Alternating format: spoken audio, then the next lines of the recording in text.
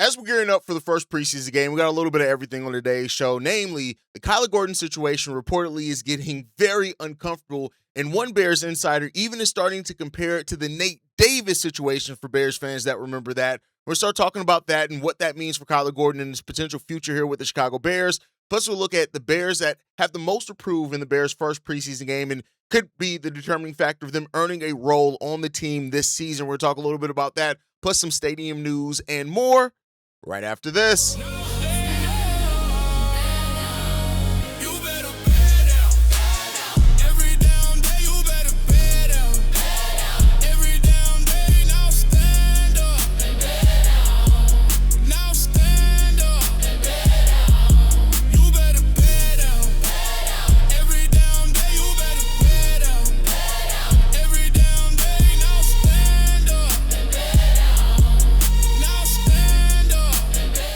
What's going on, Bears fans? Welcome to another episode of Chicago Bears Central, your number one spot for everything Chicago Bears related. I'm the host there, Haize, but more importantly, you guys can follow the channel at Chi Bears Central on every social media platform we happen to be on. With that said, let's go into this content for today, y'all. So, Adam Hoge was on the score yesterday, and he was asked a little bit about the Kyler Gordon situation. Now, I want to be clear here. These are Adam Hoge's words. This is not anything coming out from anybody with the Chicago Bears, internally, but it is concerning nonetheless, saying this: the Kyler Gordon situation has veered into Nate Davis territory. There are valid reasons why he wasn't on the field, and then it eventually just got to the point where everybody is a little fed up of the guys not out there. That's the vibe you get in the building. Now, this is just another step in what we've kind of heard with Kyler Gordon, right?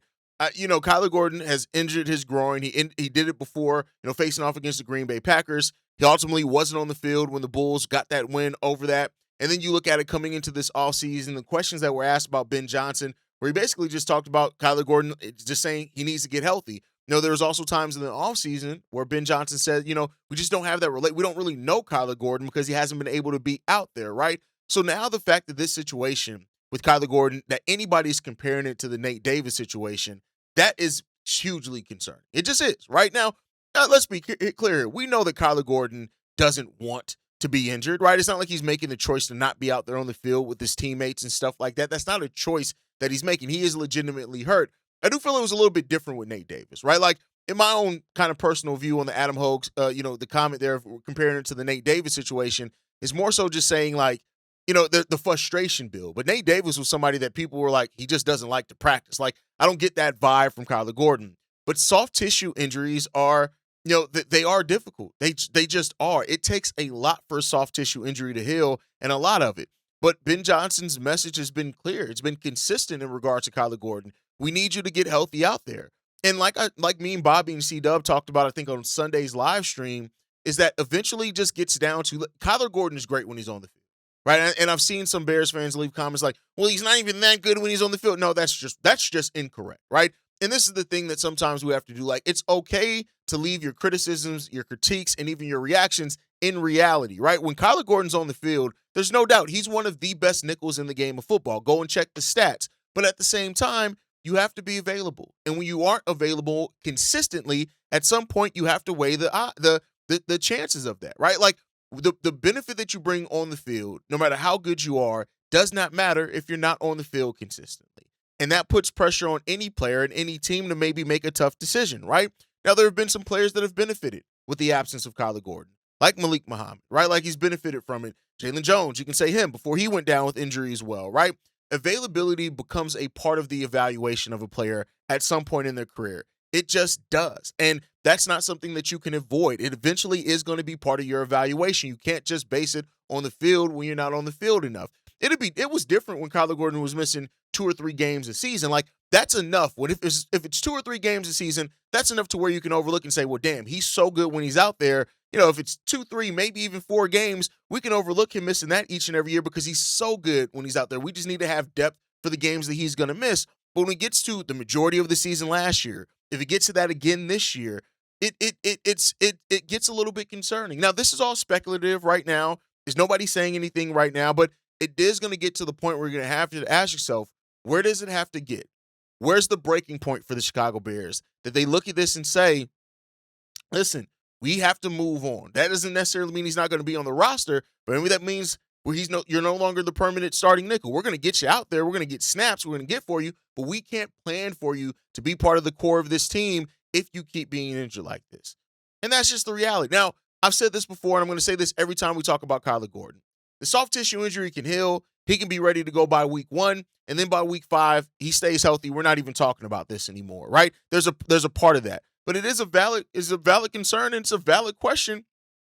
And it's something that your team has to look at and prepare for. Once your team has to start consistently preparing for life without you, it just starts becoming they're going to live life without you. And again, that's not Kyler Gordon specific. That's not a knock on just Kyler Gordon. That's football.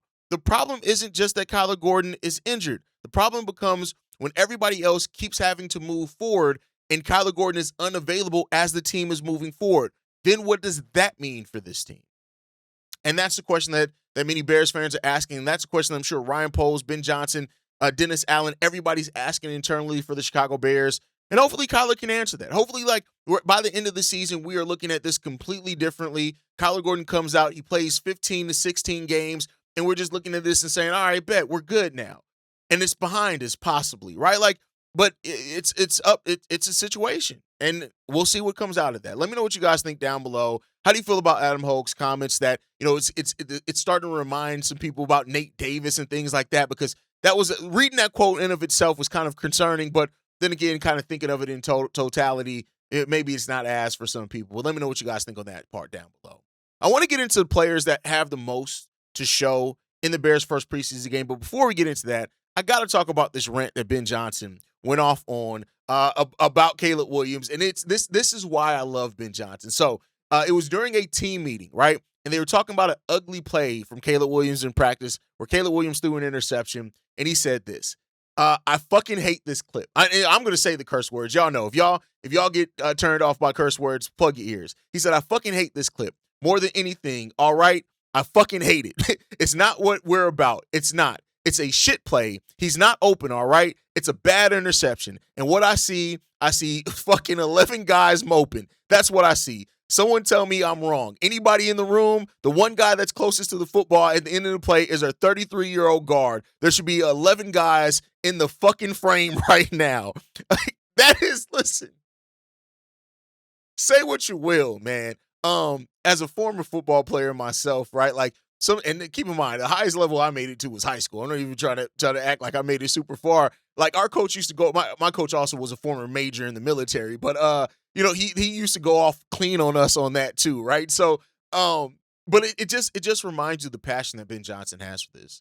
Ben Johnson is a coach that wants near perfection at every level, and he's not going to sugarcoat it just because Caleb Williams is his quarterback, and the relationship he has with Caleb Williams, and I think. It says a lot about how you hold the team accountable. When your quarterback is almost separated from the rest of the responsibility or the criticism, it creates a gap there, a chasm there. And as much as Ben Johnson has talked about how Caleb Williams' play has eliminated some of the questions he had about Caleb before taking this job, and the praise that he's thrown towards Caleb, he still is going to judge Caleb Williams just as hard as he's going to judge anybody else. And I think that goes back to the accountability that's here in the Chicago Bears building, the difference that we have here in this building over how we handle our business football-wise. So Ben Johnson's fiery attitude, his fiery mood, that's part of the reason why we hired him to do this job, because Ben Johnson is a coach that gives a fuck.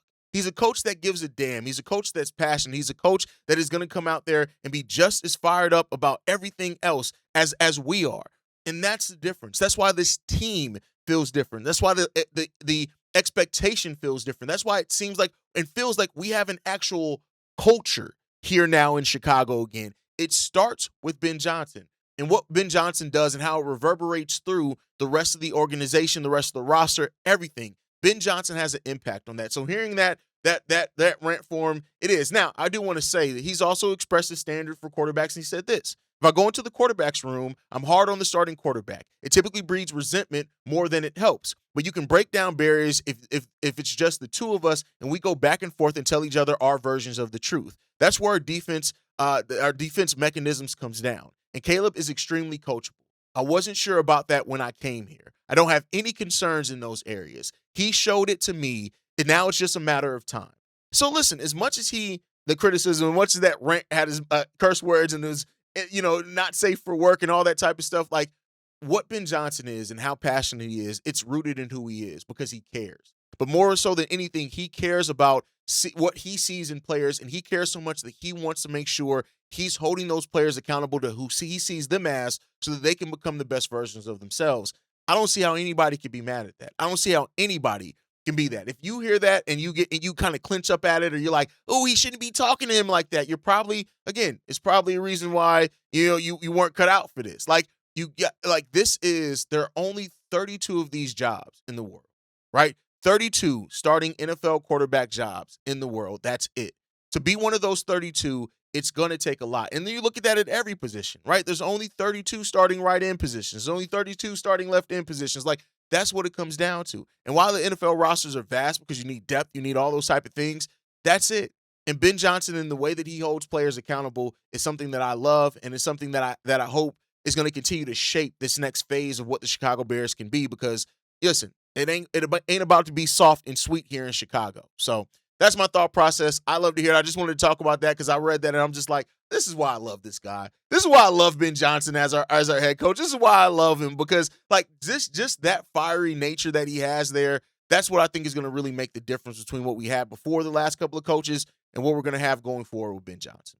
But with that, I want to get into the main topic for today. I want to talk about Bears and the Bears players that have the most to show in this first preseason game against the Cleveland Browns. Now, a lot of these guys aren't going to be starters or projected to be starters because, you're going to see a lot of the depth players here, right? So I want to talk about it. Number one, Roschon Johnson. Roschon Johnson is still the third running back. When they released the unofficial depth chart, he's still the third string running back.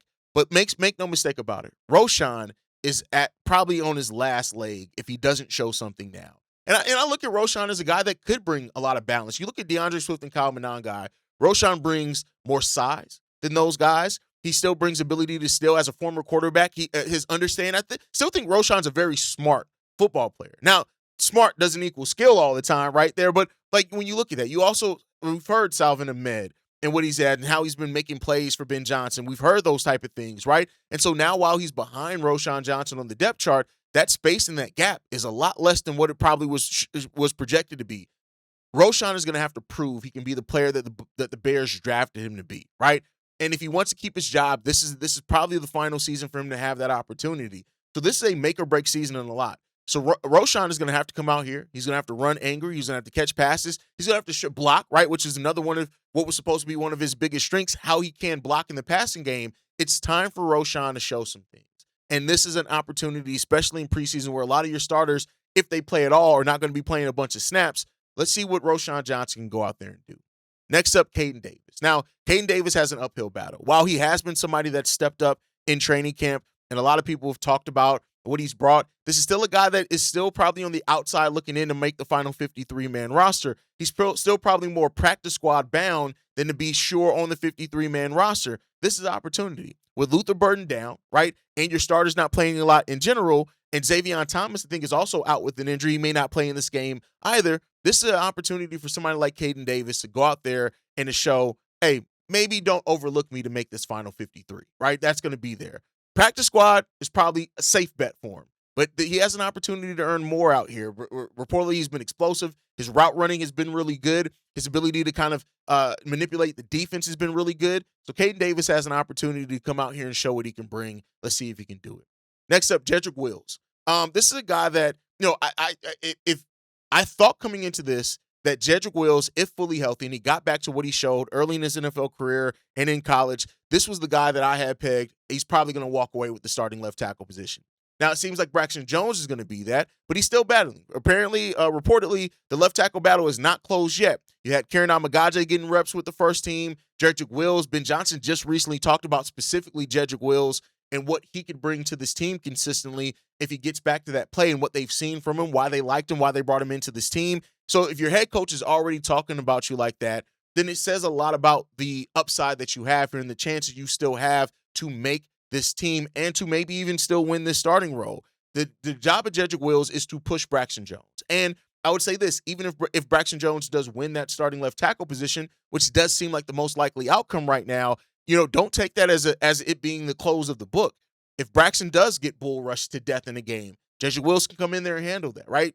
And so this is an opportunity for Jedrick Wills as well, playing with that team. He's going to be out there blocking a lot for Tyson Bagent as well in this game. Show that you can be part of that running game. That's really what Ben Johnson, Dan Roushar really value, is the fact that you can do both, right? Don't have a specialty. Be able to do both. So if Jedrick can handle the bull rush, be good in the run and pass protection as well, he's going to have a role on this team, and that role could expand based off how things go. One thing, no matter how positive or negative you are on Braxton Jones, he's still getting bull rushed to death. Reportedly, when he went down and got hurt, he got hurt because Austin Booker was bull rushing him to death. So there's going to open up some opportunities for some other people, and Jedrick Wills is somebody that can step into that. Then next up, the last two players are both day 3 rookies for the Chicago Bears, Jordan Vandenberg. The buzz of Jordan Vandenberg has grown each and every week of training camp. Each and every day over the last week is training camp as well. This is a guy who was going in on one-on-ones against Joe Thuney and Darnell Wright and holding his own. And so Jordan Vandenberg has an opportunity now as he slowly but surely be moving to get more first-team reps.